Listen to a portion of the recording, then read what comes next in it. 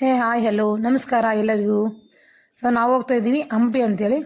ಹಂಪಿ ಎಲ್ಲ ಹಂಪಿ ಬಿಟ್ಟು ಬೇರೆ ಎಲ್ಲ ಕಡೆ ಅಡ್ಡಾಡಿ ಬಂದೀವಿ ನಾವು ಹಂಪಿಗೆ ರೂಟ್ನ ಚೇಂಜ್ ಮಾಡ್ಕೋಬೇಕಿತ್ತು. ನಾನು ಬೇರೆ ಕಡೆ ಗಾಡಿ ಓಡಿಸ್ಕೊಂಡೆ. ನೋಡಿರಿ ನಾನು ಗಾಡಿ ಓಡ್ತಿದ್ದೀನಿ ಅಂತ ನಿಮಗೆ ತೋರಿಸ್ತಾ ಇದ್ದೀನಿ. ನಮಗೆ ಸಿಗ್ತಾ ಇರೋದು ಫಸ್ಟು ಮಿನಿ ಆಂಜನೇಯ ದೇವಸ್ಥಾನ. ನೋಡಿರಿ ಅಲ್ಲಿ ಯಾವ ಥರ ಪೇಂಟಿಂಗ್ ಮಾಡಿದ್ದಾರೆ.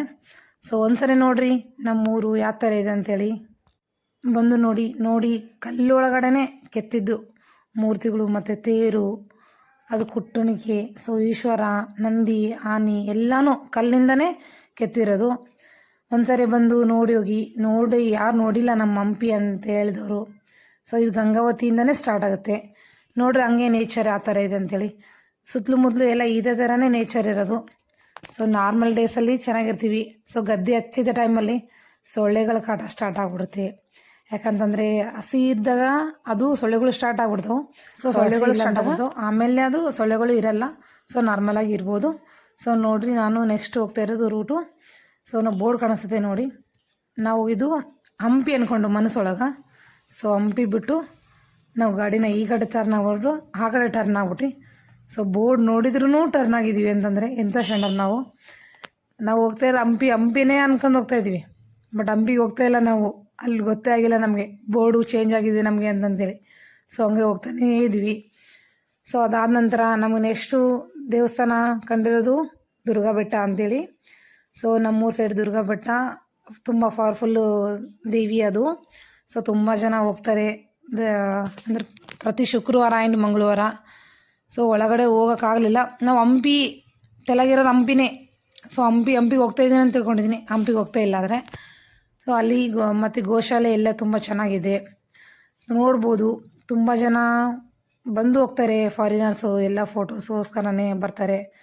ನೆಕ್ಸ್ಟ್ ನೋಡಿರಿ ಕ್ಯಾಪ್ಚರ್ ಮಾಡಿದ್ವಿ ನಾವು ಅಂಜನಾದ್ರಿ ಬೆಟ್ಟ. ನಾವು ಮೇಲೆ ಹೋಗೋಣ ಅಂದ್ಕೊಂಡ್ವಿ. ತುಂಬ ಲೇಟಾಗಿತ್ತು. ನಾವು ಹಂಪಿಗೆ ಹೋಗ್ಬೇಕಂತಲೇ ಅಂದ್ಕೊಂಡು ಹೋಗ್ತಾಯಿದ್ವಿ. ಅಯ್ಯೋ ಲೇಟಾಗಿದ್ದ ಕಾರಣಕ್ಕೆ ಬೇಡ ಇನ್ನೂ ಸರಿ ಹೋಗೋಣ ಅಂಥೇಳಿ ಹಂಪಿಗೆ ಹೋಗ್ತಾಯಿಲ್ಲ. ಹಂಪಿ ರೂಟ್ ಅಲ್ಲ ಅದು. ಬಟ್ ನಾನು ರಾಂಗ್ ರೂಟಿಗೆ ಹೋಗಿ ಹಂಪಿನೇ ಅಂತ ತಿಳ್ಕೊಂಡಿದ್ದೀನಿ. ನೋಡಿರಿ ಅಂಜನಾದ್ರಿ ಬೆಟ್ಟ. ನಾರ್ಮಲ್ ಡೇಸಲ್ಲೂ ತುಂಬ ಗಲಾಟೆ ಇರುತ್ತೆ. ಶನಿವಾರ ಅಂತೂ ಕಾಲು ಇಡೋಕ್ಕೆ ಆಗಲ್ಲ, ಅಡ್ಡಾಡೋಕ್ಕೆ ಆಗಲ್ಲ. ಅಷ್ಟೊಂದು ಗಲಾಟೆ ಇರುತ್ತೆ. ನಾರ್ಮಲ್ ಡೇಸಲ್ಲೇ ನೋಡಿರಿ ಎಷ್ಟೊಂದು ಕಾರುಗಳು ಗಾಡಿಗಳು ನಿಂತಿದ್ದಾವೆ. ತುಂಬ ಜನ ಭಕ್ತರು ಬರ್ತಾನೆ ಇರ್ತಾರೆ, ಹಂಗೆ ಹೋಗ್ತಾನೇ ಇರ್ತಾರೆ.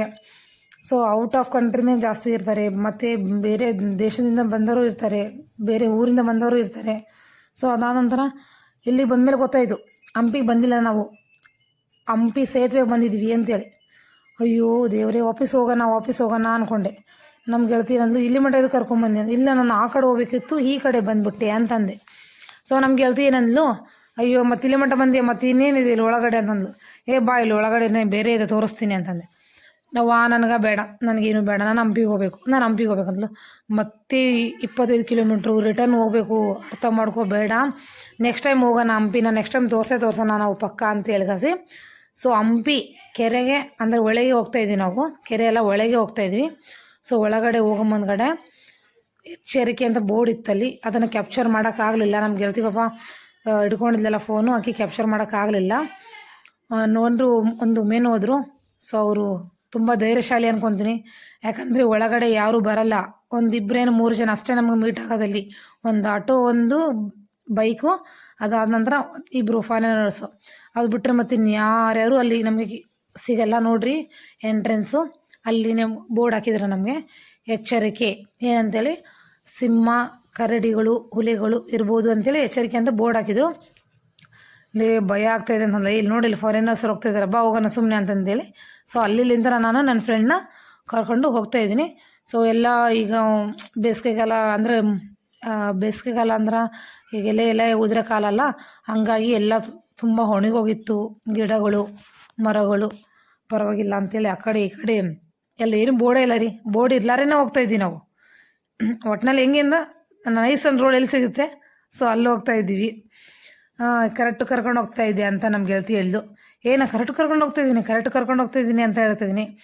ಬಟ್ ಅಲ್ಲಿ ನೋಡ್ರಿ ರೋಡ್ ಸ್ವಲ್ಪ ಚೆನ್ನಾಗಿಲ್ಲ. ಯಾವಾಗ ಮಾಡ್ತಾರೋ ಏನೋ ಗೊತ್ತಿಲ್ಲ. ಸೇತುವೆ ಅಂತ ಇತ್ತು. ಸೇತುವೆ ಒಂದು ಟೈಮಲ್ಲಿ ಅದು ಬಿದ್ದೋಯ್ತು.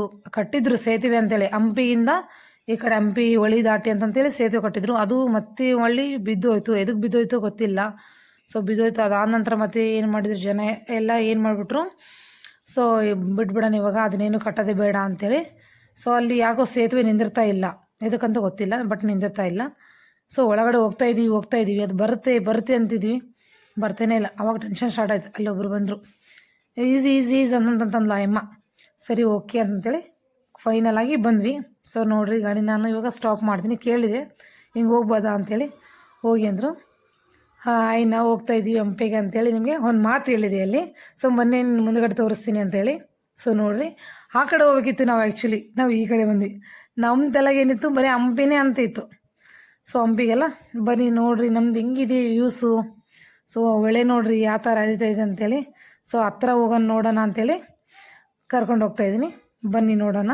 ಹತ್ರ ಹೋಗಿದ ಮೇಲೆ ಗೊತ್ತಾಗತ್ತಾ. ಹೊಳೆ ಇದ್ದಾಗ ಅಲ್ಲಿ ನಾವು ಹೋಗ್ತಾ ಇದ್ದೀನಲ್ಲ, ಅಲ್ಲಿ ಮಟನೂ ನೀರು ಇರ್ತಾವೆ. ಸೊ ಇಲ್ಲ ಅನ್ನೋ ಟೈಮೇ ಇಲ್ಲ. ನೋಡಿರಿ ಆ ಕಡೆನೂ ಫಾರಿನರ್ಸಿಗೆ ಉಡುಪುಗಳು ಸಿಗ್ತಾವೆ. ಸೊ ಈ ಕಡೆನೂ ಸಿಗ್ತಾಯಿದ್ದಾವೆ ಉಡುಪುಗಳು. ನೋಡಿರಿ ಇವಾಗ ನಾವು ಇಲ್ಲಿ ತುಂಬ ನೀರು ಬಂದುಬಿಟ್ರೆ ಅಲ್ಲಿ ಬಿಡಲ್ಲ, ಆ ಕಡೆ ಹೋಗೇ ಬಿಡಲ್ಲ ಯಾರಿಗೂ. ಸೊ ನೀರು ಇರಲಾರ್ದ ಕಾರಣಕ್ಕೋಸ್ಕರ ನಾವು ಅಲ್ಲಿ ಮಠ ಹೋಗ್ತಾಯಿದ್ವಿ. ಸೊ ಒಂದು ರೌಂಡ್ ತೋರಿಸ್ತೀನಿ ನೋಡಿರಿ ಹೆಂಗಿದೆ ಅಂತಂತೇಳಿ ನಮ್ಮ ಸುತ್ತಲೂ ಮೊದಲು. ಸೊ ನೋಡಿರಿ ದೇವಸ್ಥಾನ, ನೀರು, ನೇಚರು, ಅಂದರೆ ನಾವೇ ಪುಣ್ಯವಂತರು ಅಂತಾರಲ್ಲ ಆ ಥರ. ಯಾಕಂತಂದರೆ ಇಂಥ ನೇಚರ್ ಒಳಗೆ ನಾವು ಬಂದು ಜೀವನ ಮಾಡ್ತಾಯಿದ್ದೀವಿ ಅಂತಂದರೆ ಸೊ ನಾವು ಪುಣ್ಯವಂತರಲ್ವ.